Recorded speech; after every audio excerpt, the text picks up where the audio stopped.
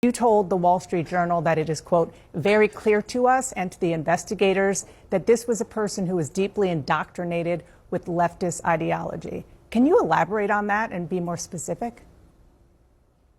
Well, sure. So that information comes from the people around him, from his family members and friends. That's how we got that information. Again, there's so much more that we're learning, and so much more that we will learn. There will be official charges will be filed on Tuesday, and there will be much more evidence and information available then. And again, we're interviewing all kinds of people, everyone that knows him, and trying to learn more about what that motive actually was. Well, some outlets are reporting that the suspect lived with a transgender partner. Is that accurate? And are investigators looking at this part of his life as a possible motivation?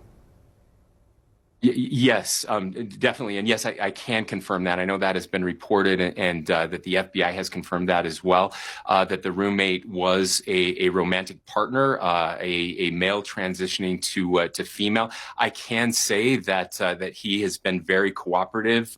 This partner has been incredibly cooperative, had no idea that this was happening, and is working with investigators right now. And how is that relevant to the investigation when it comes to the motive? Are you learning that? Sure. Well, yeah, that's what we're trying to figure out right now. Again, it's easy to draw conclusions from that, and so we've got the shell casings, other forensic evidence that is coming in, and trying to piece all of those things together. You said that the roommate is being very helpful.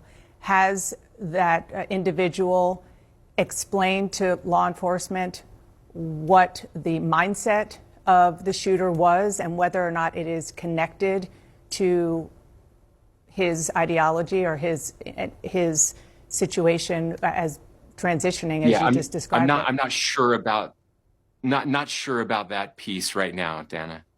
Okay, so we're not sure if the fact that he was romantically involved, as you say, with his partner who was transitioning is relevant to the motive of the murder based on the investigation. Well, sure. Again, all of these things we're trying to figure it out. I know everybody wants to know exactly why and point the finger, and I totally get that. I do too.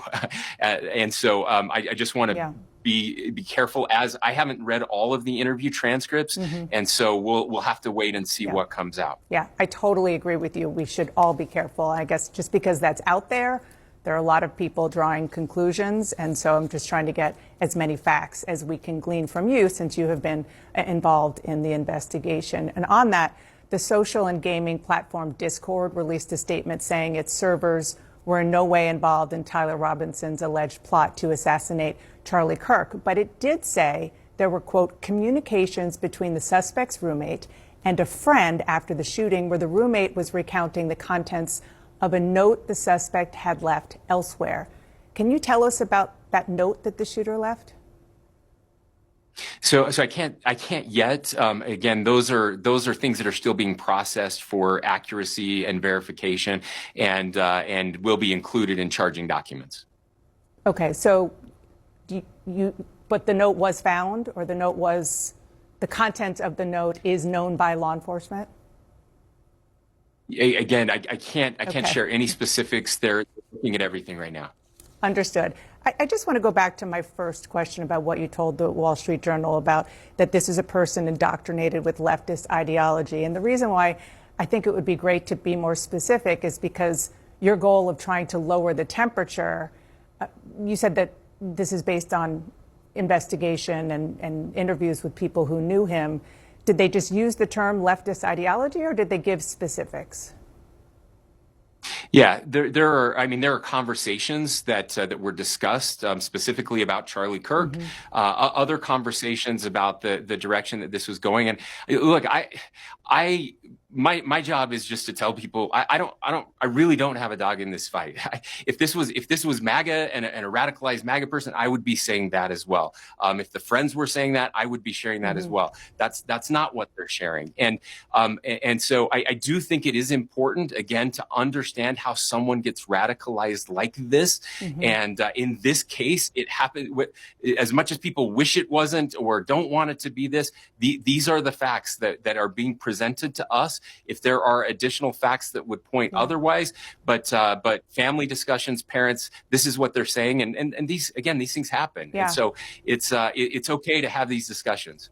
Listen, absolutely, and I'm just trying to get more facts, more details of the facts that you're putting out there.